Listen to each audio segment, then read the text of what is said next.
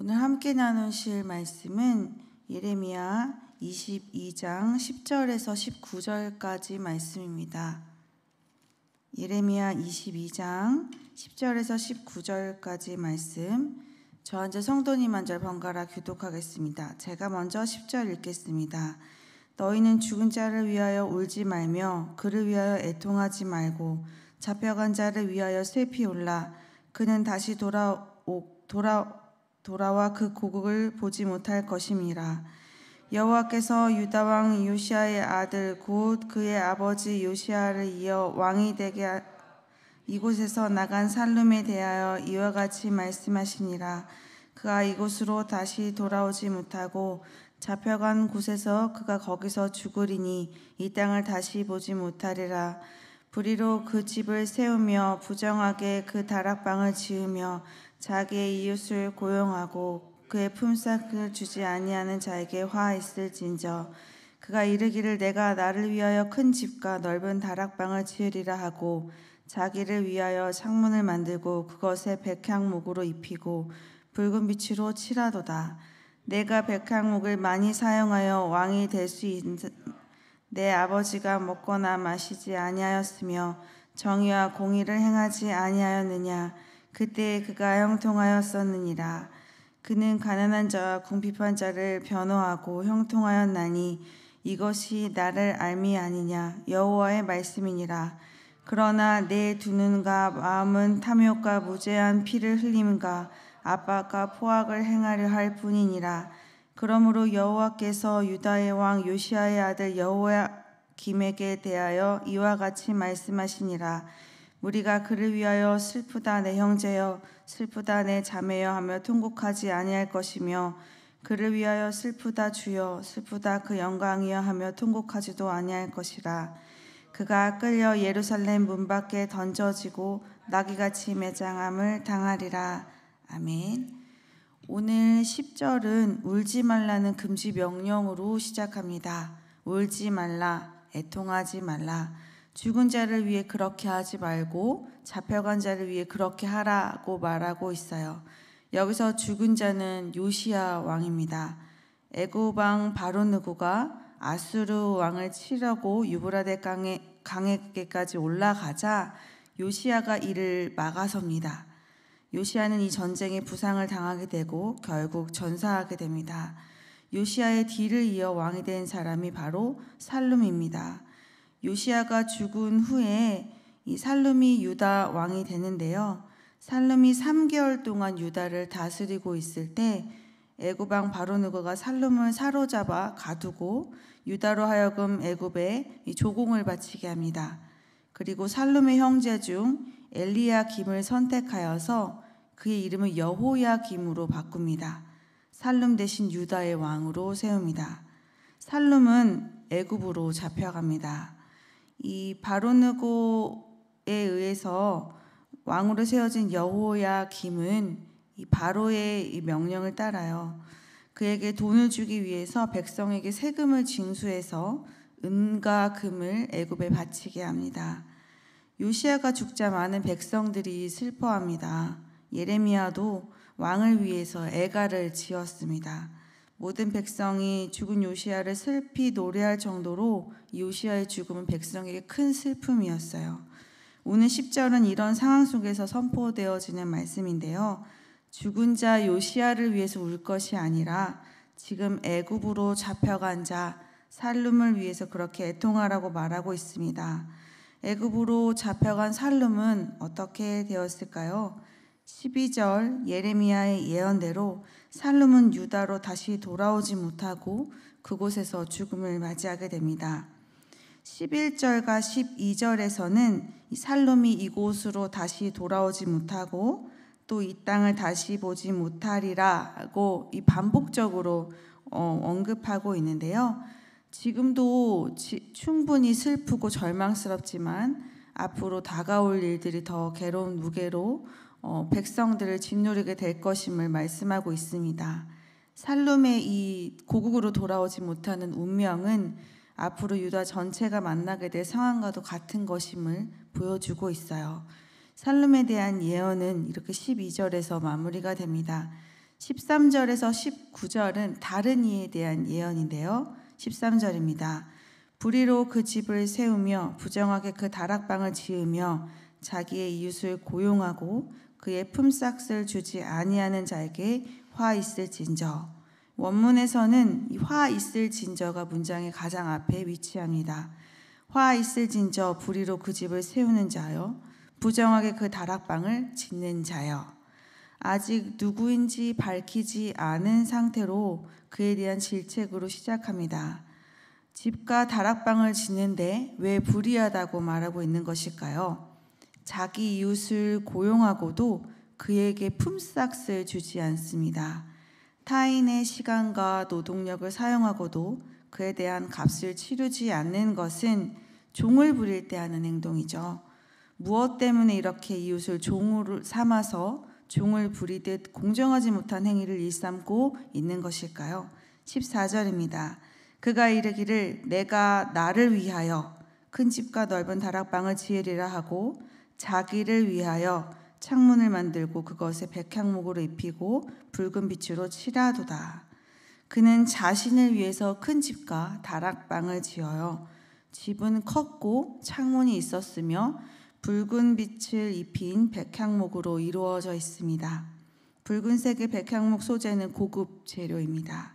이 질책을 들은 사람은 살룸 다음에 바로느고에 의해서 왕위에 오른 여호야김입니다.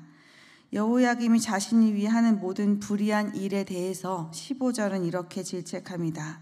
내가 백향목을 많이 사용하여 왕이 될 수 있겠느냐. 이 표현은 자신의 왕으로서의 위상을 높이려는 그의 행위를 비판하고 있는 표현입니다.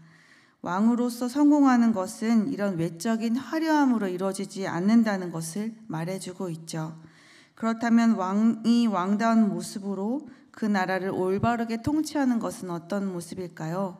이어지는 15절과 16절에서는 여호야김과 다른 아버지 요시야 왕의 모범적인 행위에 대해서 언급하고 있습니다. 15절과 16절입니다. 내 아버지가 먹거나 마시지 아니하였으며 정의와 공의를 행하지 아니하였느냐. 그때 그가 형통하였었느니라. 그는 가난한 자와 궁핍한 자를 변호하고 형통하였나니 이것이 나를 알미 아니냐. 여호와의 말씀이니라. 요시야는 정의와 공의로 나라를 다스리는 왕이었습니다. 그 구체적인 모습은 먹거나 마시는 것에 빠져들지 않고 가난한 자와 궁핍한 자를 변호하는 모습이었습니다. 이런 모습은 가난한 자와 궁핍한 자의 권리를 진심으로 지켜주는 모습입니다. 그렇게 왕으로 공의로운 삶을 산 요시야가 그 나라를 다스릴 때 하나님께서는 그에게 형통함이 있었다라고 말씀하고 계세요. 이 형통함은 누구로부터 오는 것입니까? 바로 하나님으로부터 오는 것입니다. 살룸이 자기가 왕위에 오르고 나라를 다스리고 있을 때 자신이 그렇게 앞으로 다른 나라 왕의 손에 의해 폐위되고 타국에서 죽음을 맞이하게 될 줄 알았을까요? 그 나라에서 가장 큰 힘을 가지고 있다 해도 하나님께서 허락하신 그 형통함이 주어지지 않으면 왕위와 왕권도 그 힘을 발휘할 수 없다는 것을 우리에게 말해주고 있습니다. 요시야는 이런 왕이었습니다. 그런데 그의 아들 여호야김은 어떤 왕이었을까요? 17절입니다. 그러나 내 두 눈과 마음은 탐욕과 무죄한 피를 흘림과 압박과 포악을 행하려 할 뿐이니라. 그는 탐욕과 압박과 포악으로 백성을 다스리는 왕이었습니다. 앞서 묘사되었던 붉은 빛의 백향목으로 자신의 집을 치장하는 것은 무죄한 백성이 피를 흘리게 만드는 그의 삶과 무관해 보이지 않습니다. 그런 그를 향하여 너를 위해 슬퍼하고 통곡하는 자가 없을 것이다 라고 말씀하고 계세요. 여호야김을 지지해 주었던 애굽은 바벨론에 의해서 패하게 됩니다. 그 바벨론을 섬기던 여호야김은 3년 만에 바벨론을 배반해요. 그가 유다를 다스린 지 11년 되던 해에 그는 바벨론의 포로로 끌려갑니다. 19절은 예레미야가 예언한 대로 그가 비참한 죽음을 맞이하게 될 것에 대해서 언급하고 있어요. 이 여호야김은 자신이 가진 권력과 재력을 자신을 위해서 사용했고 또한 자신이 가진 그것을 기리고 빛나게 하는 것에 집중합니다. 그래서 그는 백성들을 종으로 대하는 공의롭지 못하고 불의한 행동을 해요. 그러나 진정 나라의 최고의 권력과 재력을 가진 자, 왕이 해야 할 일은 그런 일들이 아니었습니다. 왕은 자기에게 주어진 큰 힘과 재력을 가지고 그것이 필요한 자를 위해서 사용하는 자입니다. 나의 힘으로는 도무지 살아갈 수가 없고 큰 도움 없이는 스스로 일어설 수 없는 사람들이 더불어 살아갈 수 있도록 하나님을 대신해서 그들을 위로하고 그들의 힘이 되어 주어야 하는 사람이 바로 왕이 해야 할 일이죠. 요시야 왕은 그렇게 살았고 16절에서는 그렇게 공의로운 삶을 사는 것이 하나님을 아는 것이다 라고 말씀하고 계십니다. 하나님을 아는 사람은 어떤 모습으로 살아가야 할까요? 우리에게는 진리의 말씀인 성경이 있습니다. 그 성경 안에 녹여놓으신 하나님에 대한 아주 수많은 정보가 있죠. 이 하나님의 말씀을 그냥 일반적인 정보로 받아들이고 살아간다면 우리는 하나님을 다 안다고 볼 수는 없을 것입니다. 말씀을 통해서 하나님을 아는 삶은 어떻게 이루어지는 것일까요? 말씀을 일단 먼저 잘 이해해야겠죠. 그 안에 있는 뜻을 올바로 분별하고 그 말씀대로 살아가다 보면 하나님을 알아가게 됩니다. 말씀 속에 있는 하나님의 뜻을 잘 이해하고 그 말씀을 따라 살면서 나의 삶의 위치가 말씀과 얼마나 가까운지 때로는 얼마나 멀리 떨어 있는지를 경험하면서 내 말씀을 내 삶에 녹여내는 삶을 계속 살아가다 보면 우리는 더욱더 하나님을 더 많이 알아가게 될 것입니다. 하나님께서 우리에게 말씀에 순종하는 삶, 그리고 그 말씀을 따라 살면서 이 다듬어지게 되는 거룩하고 아름다운 성품을 우리에게 요구하시는 이유가 무엇일까요? 우리는 우리의 마음의 모양대로 하나님을 담아서 이해합니다. 그렇기 때문에 하나님께서는 말씀을 통한 아름다운 성품을 우리에게 요청하고 계십니다. 요시야 왕의 이러한 실천이 하나님을 아는 것이라고 하신 그 말씀이 우리에게도 적용되는 은혜가 있기를 진심으로 소망합니다. 말씀에 순종하여서 마음의 모양을 아름답게 만들어 그 올바른 아름다운 모양대로 하나님을 담아내는 우리의 삶이 되기를 원하는데요. 그러면서 우리가 조금 더 생각해 볼 것이 있습니다. 먼저는 형통함인데요. 형통하다는 것을 우리는 어떻게 여겨야 할까요? 나의 기준에 내가 원하는 것이 이루어지는 것, 그것이 형통일까요? 요시야 왕의 형통함은 이 모든 것을 지켜보시는 하나님으로부터 오는 축복이었습니다. 뭐든 잘 되는 것, 그것이 형통, 그것이 형통이라고 생각한다면 사실 그것은 내 기준으로 생각할 때 내리는 결론입니다. 내가 원하는 것과 하나님께서 내 인생에 대하여 형통이라고 일컬으시는 것이 서로 일치되는 것이 되게 하려면 우리가 첫 번째로 하나님의 뜻을 잘 이해하고 그 뜻에 나도 모든 것을 전적으로 동의하는 것이 필요합니다. 내가 원하는 것과 하나님께서 나에게 주어주시는 그 형통이 일치하는 것을 우리가 맛보게 되는 것이죠. 두 번째로는 하나님께서 형통함으로 다스리는 그 상황에 나도 적극적으로 뛰어들어서 동참하는 것입니다. 우리 삶 속에 있는 많은 성취들은 겉으로 보기에는 나의 실력과 노력으로 이루어진 것 같아 보입니다. 그러나 모든 것을 허락하시고 그것을 이루시는 분은 바로 하나님이세요. 우리가 가지고 있는 모든 것은 다 하나님께서 주신 것입니다. 요시야가 그렇게 기쁘게 하나님의 뜻을 실현하여서 백성들을 공평과 정의로 하나님의 사랑으로 다스렸을 때 그런 일들이 일어난 것은 하나님께서 형통하다고 칭해 주셨죠. 우리도 나에게 주신 것을 하나님의 뜻대로 행하며 사용할 때 하나님의 형통하신 그 역사심에 따라 나도 그것에 동참하는 것을 우리가 더욱더 많은 기회로 삼았으면 좋겠습니다.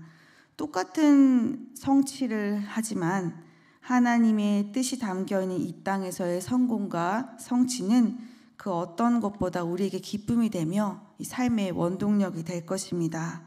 하나님께서 주시는 형통함을 잘 이해하고 기뻐하는 것이 우리가 앞으로 나아가야 할 방향입니다. 하나님께서는 반드시 그가 계획하신 일에 대한 형통함을 이루시는 분이십니다. 그 형통함을 이루시는 그 역사 안에 그것을 놓치지 않고 그 흐름 안에 우리가 들어가서 하나님의 선하신 그 풍성한 기쁨을 우리가 누리기를 바랍니다. 또 생각해 보아야 할 것은 공의와 정의를 실현하는 것입니다. 우리는 왜 바르게 살아야 하고 어떤 때는 손해를 보는 것 같은 것을 느껴도 올바른 일을 추구하면서 살아가야 할까요? 공의와 정의는 하나님께서 이 세상을 만드실 때 본래 두셨던 원칙입니다. 지금은 죄로 인해서 우리가 살고 있는 모든 사회가 공의롭지 못하고 공평하지 못해요. 다 뒤틀려져 있고 지금 숨겨져 있는 것이죠. 우리의 삶은 그렇게 앞에 숨겨져 있고 이 뒤틀려져 있는 이런 하나님의 원칙들을 발견하고 찾아가는 여정 속에 있습니다. 죄로 인해서 삐뚤어지고 어그러진 세상 전체를 우리가 모두 다 한꺼번에 바꾸어 놓을 수는 없지만 하나님께서는 우리를 통해서 그의 나라를 하나씩 회복해 나가고 계십니다. 우리가 형통이라고 여겨지는 것들 그리고 하나님의 공의와 정의가 실현되는 것들이 일치하는 은혜를 경험하는 우리가 되기를 원합니다. 오늘 하루도 하나님께서 내게 주신 선물을 가지고 하나님의 손과 발이 되어 하나님의 영광을 위하여 아름다운 선행으로 하나님 나라를 회복하는 것에 힘쓰는 우리가 되고 또 어제보다 오늘 더 하나님을 더 깊이 알아가시는 귀한 하루가 되시기를 진심으로 소망합니다. 함께 기도하시겠습니다. 사랑이 많으신 하나님, 은혜 주심을 감사합니다. 하나님을 더 깊이 알기를 소망합니다. 주의 말씀에 따라 순종하는 삶을 살면서 주님을 더 깊이 알아가는 우리가 되게 하여 주시옵소서. 말씀을 읽고 묵상할 때마다 하나님의 참된 뜻을 발견하게 하시고 그 말씀의 원리를 가지고 우리의 마음과 삶을 살피며 하나님의 거룩하시고 아름다운 그 성품을 우리의 마음에 담아 온전하신 하나님을 올바로 인식하기를 진심으로 소망합니다.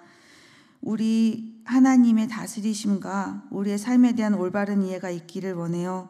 하나님의 섭리를 올바로 이해하게 하시고 주께서 보여주시는 하나님 나라의 아름다운 우리의 삶 가운데 주의 영광으로 올려드리는 귀한 인생을 살아갈 수 있도록 우리와 함께하여 주시옵소서. 오늘 하루도 하나님의 말씀을 묵상하고 기도하는 모든 성도님들을 기억해 주시고 주 뜻 안에서 순종하며 살아갈 때에 주께서 주시는 형통함의 은혜를 누리는 귀한 하루가 되게 하여 주시옵소서. 감사드리며 예수님의 이름으로 기도드렸습니다. 아멘. 두 가지 기도 제목으로 기도하신 후에 개인 기도로 나아가겠습니다. 시간이 지날수록 하나님을 더 깊이 알아가는 은혜를 주시옵소서. 하나님 나라 실현이 우리의 삶을 통해 이루어지는 형통함을 허락하여 주시옵소서. 함께 기도하시겠습니다.